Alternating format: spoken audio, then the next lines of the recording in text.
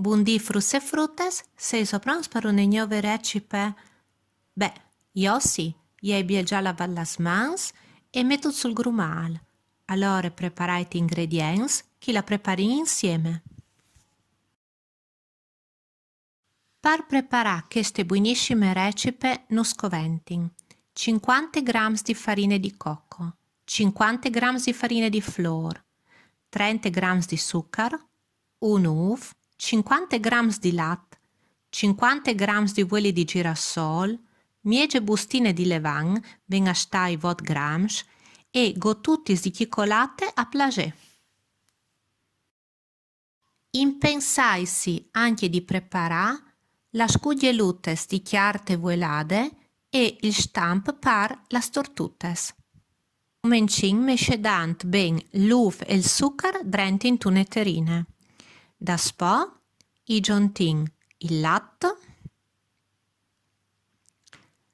il vueli, i continuin a mescedà ben e poca alla volta, quando vin ottenuto ne creme, i giuntin las farines e per ultim il levain. Il levain us consei sempre di passarlo cultames perché non resti in gruppus. Quando vin amalgamat ben tutto, i podin metti las gotes di cioccolate. A me la cioccolate mi piace veramente tanto, quindi in met sempre tantes, ma i potete decidere quattro troppe smettin.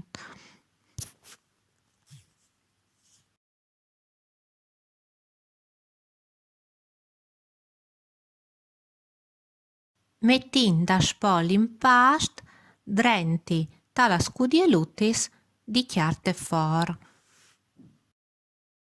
Finit all'ara dut drenti tal for a 180 gradi per 20 minuti. Aspettin con pazienza, perché purtroppo hanno anche di sfredarsi prima di mangiare. Purtroppo qualcuno scoglie sempre sacrificarsi alle calatterine.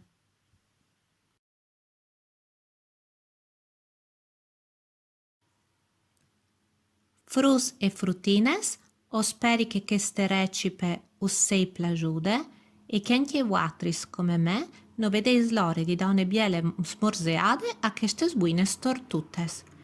Quindi, buone mangiate e arrivederci alla prossima recipe. Mandi di Mestre Monica.